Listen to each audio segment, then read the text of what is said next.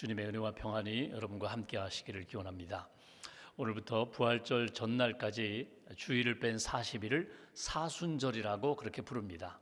기독교인들에게는 가장 경건하며 또 절제하며 주님의 십자가와 고난을 묵상하는 그런 절기인데, 여러분 오늘 저녁, 오늘이 죄의 수요일이라고 애쉬 웬즈데이, 회개하면서 죄를 뒤집어 쓰고 십자가의 고난 묵상하면서 회개하는 날로 사순절이 시작되는데, 오늘 저녁 하나님의 말씀을 나누면서 또 기도하는 가운데 여러분 마음 가운데 하나님이 주시는 음성도 들으시고 또 거룩함으로 또 믿음으로 경건함으로 회복되는 저와 여러분 되시기를 주님의 이름으로 기원합니다.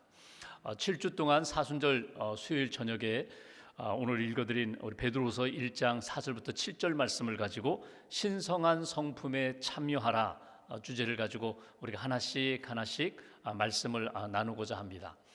신성한 성품에 참여하라, 신령한 성품에 참여하라, 하나님의 성품에 참여하라, 영적으로 주님 기뻐하시는 믿음의 삶의 역사를 이루라 하는 말씀을 우리가 나누게 됩니다. 베드로전서 후서는 사도 베드로가 쓴 편지입니다. 고난받는 믿음의 형제 자매들에게 복음을 전하면서 믿음의 담대함을 가지라고, 소망을 가지고 주님을 바라보라고 그렇게 권면한 편지입니다. 예수님의 12제자 가운데 우리가 수제자라고 그렇게 부르는데, 사실은 굉장히 믿음의 고백했던 주는 그리스도시요 살아계신 하나님의 아들입니다. 분명한 믿음의 고백을 했던 제자가 베드로입니다. 천국의 열쇠를 받은 제자가 베드로입니다. 내 믿음의 고백 위에 내 교회를 세우리라, 주님의 교회를 세우겠다고 복을 받은 제자가 베드로입니다. 그런데 결정적인 시간에 그가 예수님 십자가 지기 위하여 가시는 시간에, 재판 받으러 가는 시간에 베드로가 예수님을 3번이나 모른다고 부인했거든요. 나중에 저주하면서 부인했거든요.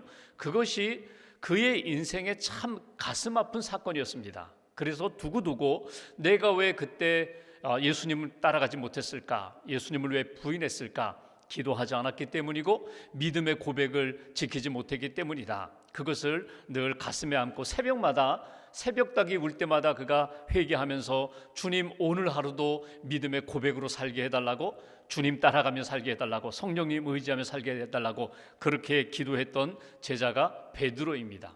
그 베드로가 베드로 후서를 시작하면서 1장에 신령한 성품, 여기 신성한 성품, 하나님을 닮는 성품을 너희들이 가져야 한다고 그렇게 권면하는 것이 이제 오늘 본문의 내용인데, 4절 말씀을 한번 보실까요? 4절 한 절을 함께 봉독하겠습니다. 이로써 그 보배롭고 지극히 큰 약속을 우리에게 주사 이 약속으로 말미암아 너희가 정욕 때문에 세상에서 썩어질 것을 피하여 신성한 성품에 참여하는 자가 되게 하려 하셨느니라. 하나님이 너희로 하여금 신성한 성품에 참여하도록, 하나님이 기뻐하시는 예수님을 닮는 인격과 성품의 사람이 되도록, 하나님을 닮는, 하나님이 가지신 성품의 사람이 되도록 그렇게 도우신다, 그런 내용으로 시작합니다. 여러분, 성품이라는 것이 무엇일까요?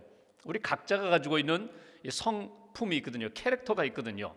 나는 이런 사람이야, 나는 이런 사람인데 난 변하지 않아.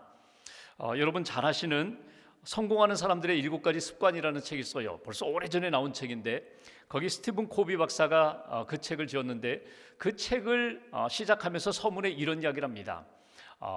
미국 독립 200년을 맞이하면서 미국 역사를 쭉 훑어보면서 진짜 성공한 사람들은 어떤 사람들일까? 미국인들이 가지고 있는 성공이란 무엇일까? 그래가지고 200년 역사 동안에 나오는 연설이라든지 책이라든지 유명한 사상이라든지 아니면 신학의 어떤 경향이라든지 이런 것들을 학자들이 나름대로 연구를 했어요. 연구를 해보니까 2가지의 윤리가 나타나요. 처음 독립 시작해서 미국 이제 나라를 시작하면서 150년 동안의 그들의 윤리는 성품 윤리 중심으로 사람들이 이렇게 살았다는 거예요. 성품 윤리 중심으로. 그런데 1차 대전 이후에 한 50여 년 동안은 성격 윤리를 추구하면서 살았다는 것입니다. 여러분, 이게 무슨 이야기인가 하면 성품 윤리라는 것은 내면이 더 중요한 거예요.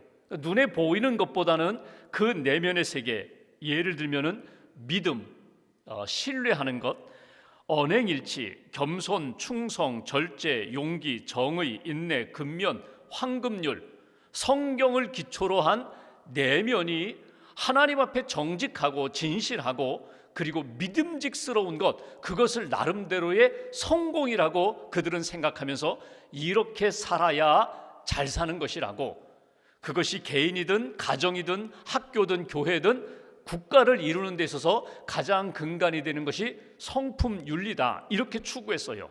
근데 1차 대전 이후에 이제 나라가 점점 부유해지면서 물질 만능주의가 들어오면서 그들은 성격 윤리 중심으로 그들의 사상 체계가 바뀌었다는 거예요. 이거는 내면보다는 눈에 보이는 것이 더 그들에게 관심이 있었고 더 매력이 있었다는 거예요. 그러니까 이런 것입니다. 대인관계가 중요해. 대중적인 이미지가 중요해.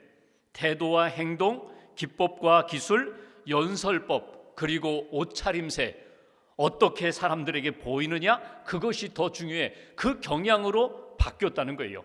그러면서 이 스티븐 코비가 이야기하는 것이, 이 책을 기술하게 된 동기가 뭐냐면, 진짜 성공이 무엇이냐, 사람들의 눈에 보이는 것이 더 중요한 것이 아니라 내면 세계가 중요하다. 성공에 이르는 사람들의 정말 공통점, 가장 중요한 것은 우리 내면 세계가 바로 서야 된다. 성품이 바로 되어야 한다.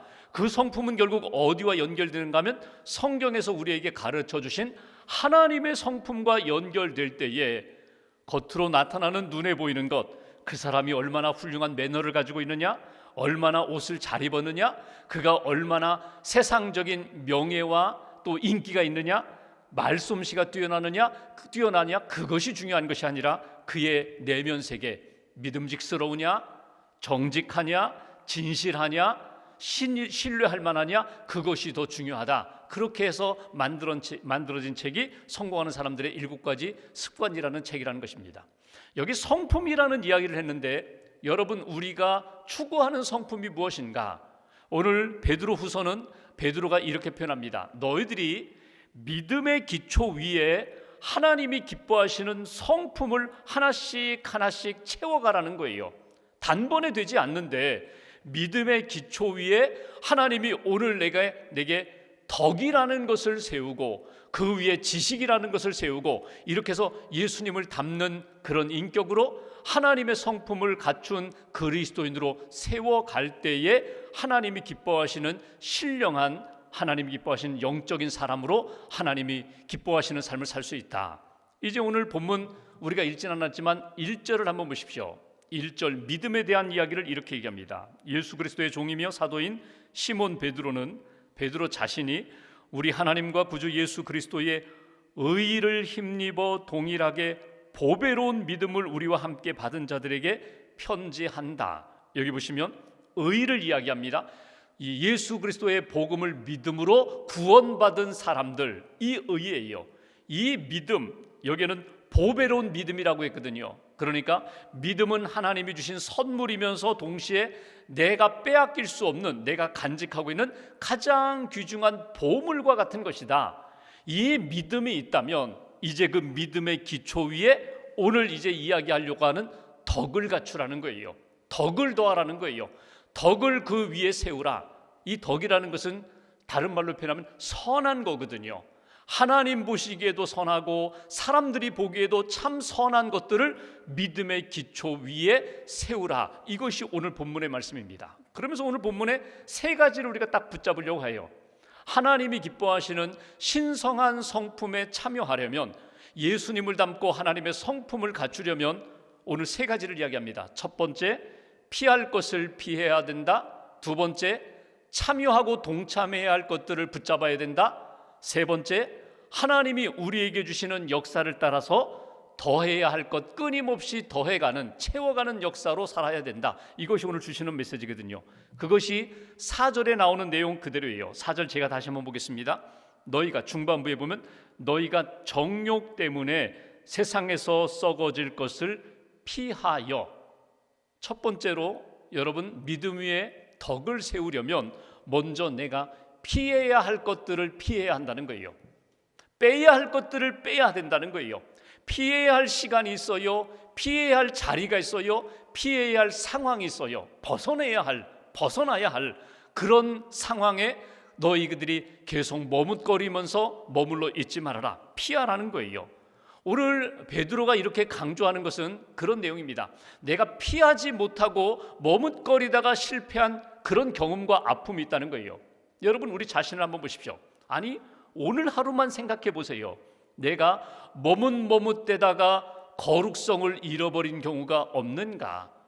내가 피해야 할 상황 가운데 기도하지 않고 다시 한번 믿음으로 거룩함을 붙잡지 않고 있다가 내가 무너진 그런 경험이 없는가? 여기 정욕과 썩어질 것을 피하라고 했는데, 여러분, 정욕은 내가 만들지 않아도 계속 내 안에서 일어나고 있어요.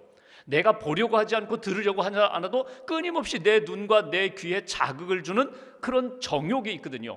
그 정욕을 끊임없이 끊으라는 거예요. 피하라는 거예요. 끊지 못하면, 피하지 않으면 너희들의 삶이 하나님 앞에서 주신 믿음에 합당한 삶으로 하나님 앞에 세워지지 못한다는 거거든요. 초대교회 역사를 보면 초대교회는요, 믿음 때문에 핍박을 받았습니다. 핍박을 받으니까 어디로 가요? 카타콤이라는 지하 동굴로 가요. 지하 묘소로 들어가요. 물고기 모양 그리면서 익투스, 예배드리는 장소에 찾아가서 샬롬하고 마라나타 하면서 그들이 믿음을 지켰거든요. 그러다가 주 4세기 콘스탄틴 대제가 기독교를 로마 국교로 공인합니다. 그러니까 다 로마에 속한 사람들은 다 기독교인이에요. 믿음이 없는 사람들도 그가 성공하기 위해서는 내가 기독교인이라고, 나는 하나님을 믿고 예수님을 믿는다고, 가짜 그리스도인들, 사이비 그리스도인들이 너무 많았어요. 그리고 문화가 자꾸 잘못됩니다. 기독교가 공인되니까 기독교의 거룩한 문화들은 점점 퇴색돼 가고 퇴폐 문화들이 자꾸 일어나게 되니까 진짜 믿음을 지키고 거룩함을 지키고자 하는 사람들은 어디로 갔는가 하면요, 예전에 핍박받았던 때에 숨었던 그 지하 묘소로 들어가고 저 광야로 나아가고 산속으로 들어갔거든요. 그렇게 해서 만들어진 것이 수도원입니다. 처음부터 내가 수도사가 되려고 했던 것이 아니라 거룩함을 지키기 위하여 이 땅에서, 이 문화 속에서는 안 된다는 거예요. 그러니까 땅속으로 들어가고 산에 굴을 파고 들어가고 광야에다가 수도원 집을 지어놓고 거기에서 수도사 생활을 했거든요.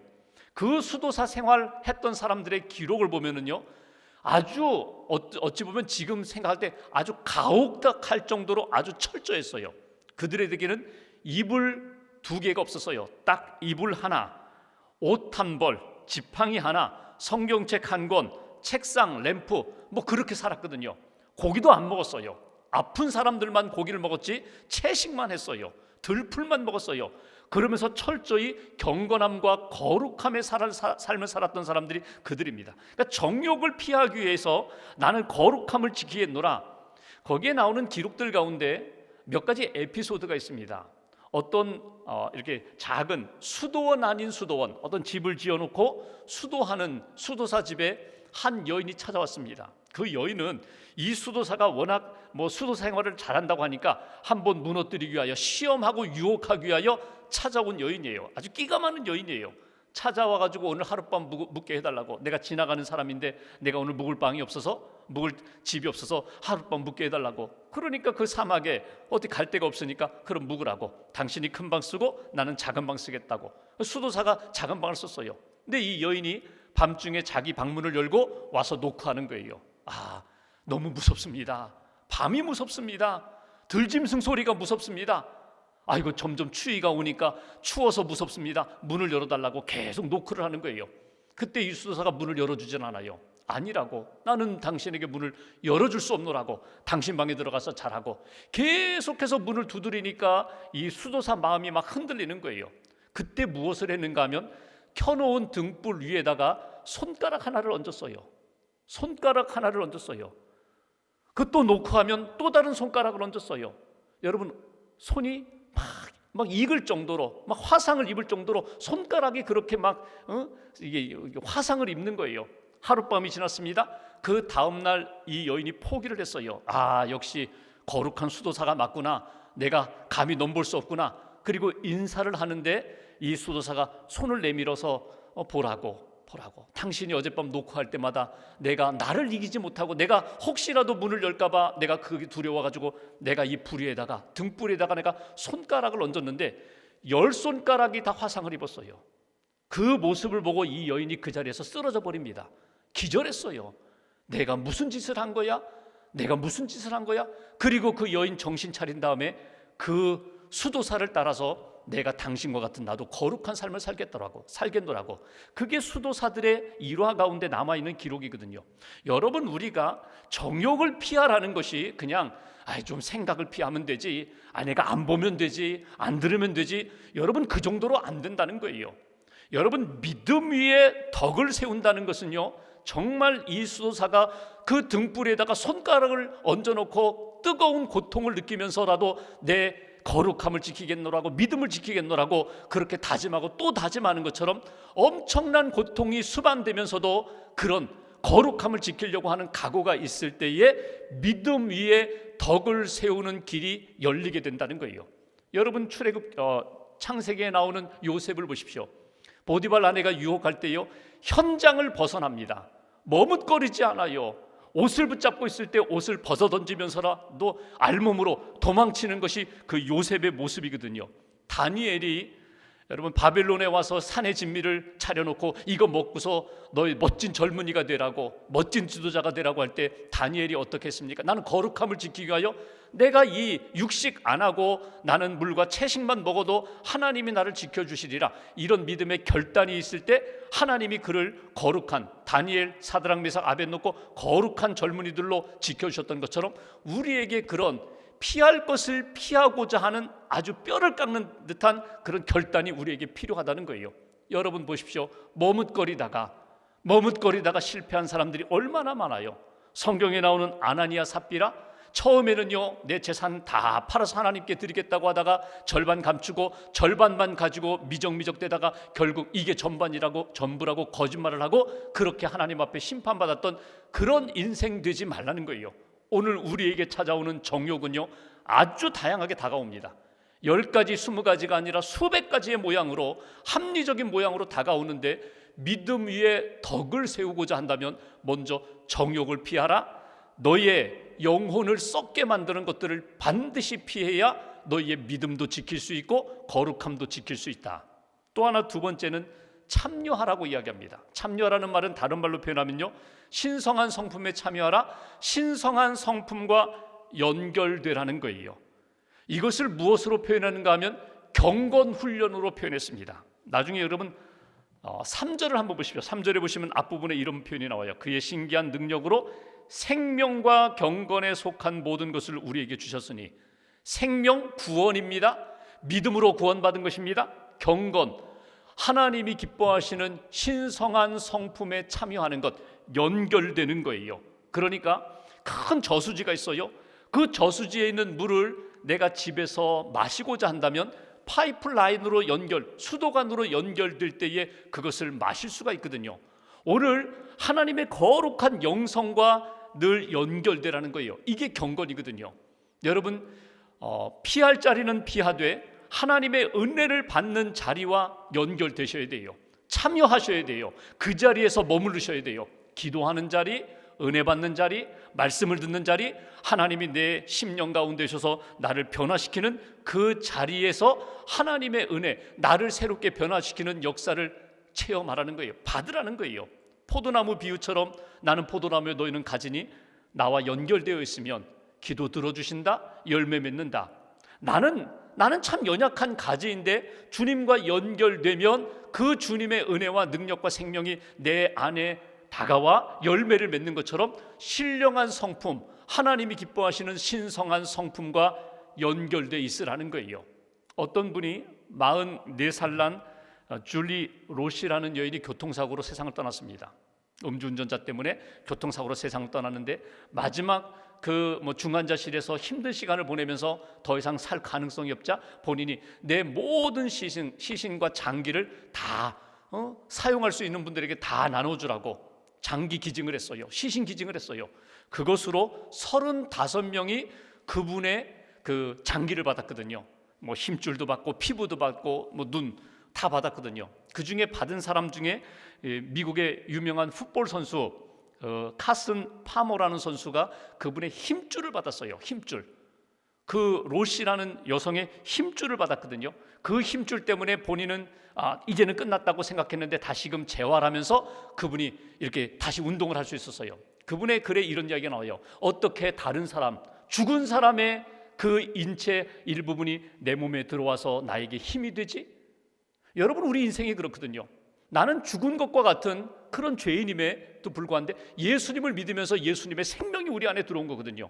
예수님과 연결된다는 것, 신령한 성품에 참여한다는 것은 내가 예수님을 믿는 순간 예수님의 영이, 성령님이 우리 안에 오셔서 우리를 새롭게 빚어주시는 거거든요. 연결되면 그분의 은혜와 생명력이 내 안에서 열매로 반드시 나타나게 된다는 거예요. 여러분, 고요미라는 거 아세요? 감 새끼처럼 아주 요만한 밤톨만한 그런 새끼감, 그게 고염입니다. 근데 여러분, 고염 그거는요 계속 그냥 아주 새 먹이나 들까? 사람들은 먹지도 않죠. 근데 그 고염 나무에다가 감나무 가지를 이렇게 접붙이면은요 분명히 나무는 고염 나무예요.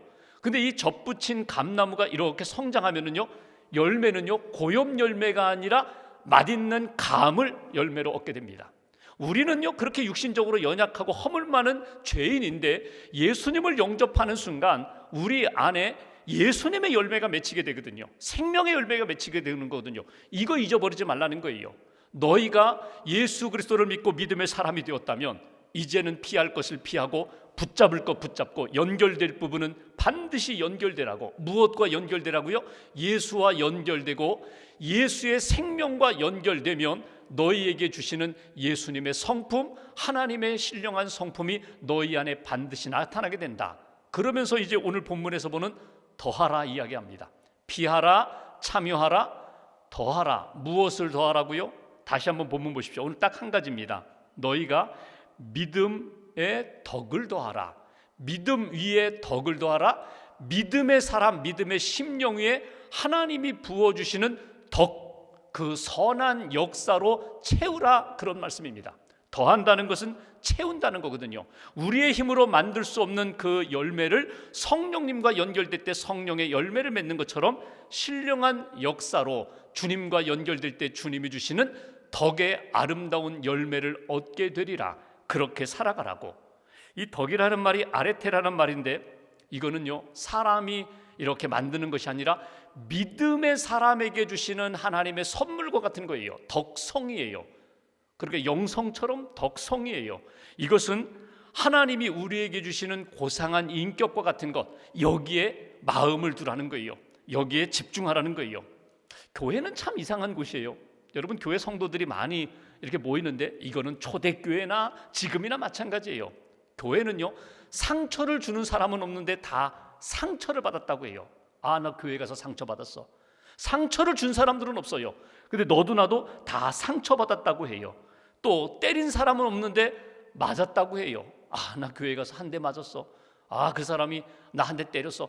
때린 사람은 없는데 맞은 사람은 그렇게 많아요. 이게 교회 공동체예요. 그 교회 공동체 안에서 여러분 잘 보십시오. 여기 상처받은 분 손 들어보세요. 다 손 들어요. 한번 맞아본 사람 다 손 들어요. 때려본 사람, 상처 준 사람 손 들 수가 없어요. 난 그런 적이 없거든요. 그런데 하나님의 눈으로 이렇게 바라볼 때 교회 공동체는 초대교회도 마찬가지였습니다. 은사도 있고 은혜도 받고 성령의 역사로 복음도 증거하는데 교회 안에는 여러 가지 갈등이 있게 돼 있어요. 대표적인 교회 고린도 교회를 볼까요? 성령의 풍성한 은사가 있습니다. 그런데 파벌이 있어요. 파벌도 있고 고린도 교회의 특징 중에 하나가 뭐냐면요, 이 음식 문제 가지고 이 둘로 딱 나눠졌어요. 고기를 먹는데 바울은 그렇게 얘기합니다. 나 먹을 수 있다. 나는 이거 하나님이 내게 주신 건데 나는 얼마든지 먹을 수 있다. 그런데 또 한편에서 이런 이야기를 합니다. 그거 이방 신전에다 바쳐졌던 제사 음식인데 그거 먹을 수 있어요? 못 먹습니다. 그거 먹는 사람들은 못 먹는 사람들을, 못 먹는 사람들은 먹는 사람들을 서로 비난하는 그런 일들이 있었습니다. 그때 바울이 초창기에는 이런 생각했습니다. 나는 먹는다. 먹어라. 그게 무슨 문제냐? 먹어라. 마음껏 먹어라. 먹어도 죄 짓는 것 아니야. 먹어서 지옥 가는 것 아니야. 얼마든지 먹어. 그런데 바울이 먹는 것 때문에 초신자가 바울이 그 고기 먹는 이방 신전에 바쳐졌다가 시작 나온 그 고기 먹는 것을 보면서 실족했다는 거예요. 아니 어떻게 바울 선생님이 그 음식을 먹을 수 있지? 깨름직하지도 않나? 아니 부끄럽지도 않나? 뭐 이런 이야기가 들리는 거예요. 그래서 바울이 고린도전서 쭉 내려가면은 나중에 8장 13절쯤에 가면은 바울이 이런 이야기를 합니다. 그러므로 만일 음식이 내 형제를 실족하게 한다면 나는 영원히 고기를 먹지 아니하여 내 형제를 실족하지 않게 하리라. 나는 고기를 얼마든지 먹을 수 있지만, 건강상으로도 먹을 수 있고 영적인 문제도 나는 극복하며 먹을 수 있지만, 내가 이 고기 먹는 문제 때문에 한 사람이라도 실족한다면 나는 고기를 평생 입에 대지 않으리라. 이게 덕이라는 거예요. 오늘 하나님이 우리에게 믿음으로 구원받게 해주셨어요. 믿음이 있어요. 다 믿음이 있어요. 믿음의 고백이 있어요. 베드로가 그러했던 것처럼 믿음의 고백이 있어요. 그 믿음의 고백만 가지고 사는 것이 아니라 하나님 앞에서 어떻게 내가 말하고 어떻게 내가 행동하고 어떻게 신앙생활하는 것이 하나님의 기쁨이 되는지 믿음 위에 덕을 더하라는 거예요. 항상 하나님 보시기에 진실, 이게 거짓된 것 아닙니다. 진실한 겁니다. 그것만이 아니라 이것을 통하여 하나님이 기뻐하시는가? 내 이 말과 행동을 통하여 사람들이 볼 때에 참 감사하다, 나도 저렇게 살아야지, 이렇게 본이 되고 있는가? 만약 그렇지 못하다면 다시 한번 점검해라. 이것이 주시는 메시지예요. 두 가지를 오늘 말씀을 마무리하며 적용하시면 좋겠어요. 무슨 말을 하든지 나의 말을 통하여 믿음 위에 덕이 세워지는 그런 말씀을 하시라는 거예요. 농담이라도, 혹이 지나가는 이야기라도, 가까운 친구, 가까운 가족들에게 한마디 툭툭 던지는 이야기라도, 혹이라도 내가 말 한마디를 함으로 인해서 그 사람이 상처받는 일이 없도록, 힘을 얻고 위로를 얻고 하나님의 은혜를 받는 말이 되도록. 에베소서 4장 29절에 바울은 에베소 교회 성도들에게 이렇게 이야기합니다. 무릇 더러운 말은 너희 입 밖에도 내지 말고 오직 덕을 세우는 데 소용되는 대로 선한 말을 하여 듣는 자들에게 은혜를 끼치게 하라. 내가 덕이 되는 말을 함으로, 믿음은 기본이고요, 그 위에 덕이 되는 말을 함으로 그의 마음에 은혜를 채우라. 하나님의 은혜를 채우라. 또 하나, 두 번째는요, 내가 상대방에게 늘 기쁨이 주는 행동과 삶을 살라는 거예요. 내 기쁨이 아니라 하나님이 내게 믿음을 주셨고 은혜를 주셨다면 이제는 내가 하는 모든 행동, 선택, 결정, 봉사, 섬김, 모든 행위가 그 이웃과 그 심령 가운데 기쁨이 되는 그런 삶을 살 때 믿음 위에 덕을 세우는, 덕을 더하는 그런 삶이 된다고. 오늘 내가 무슨 일을 하든지 하나님 앞에서 한번 이렇게 점검해 보시면 돼요. 하나님 앞에서, 하나님 이것이 믿음에 합당한 말입니까? 이것이 덕이 되는 말입니까? 이것이 영혼을 살리는 말입니까? 이것이 은혜되는 말입니까? 늘 점검하면서 말하고 선택하고 결정하며 행하시라는 거예요. 엘리자라는 여인이 있습니다. 이 여인이 중국 선교를 갔거든요. 중국 선교를 가서 이렇게 막 선교를 열심히 하다가 폐병을 얻었어요. 결핵을 얻었어요. 그래서 고국 이탈리아로 돌아옵니다.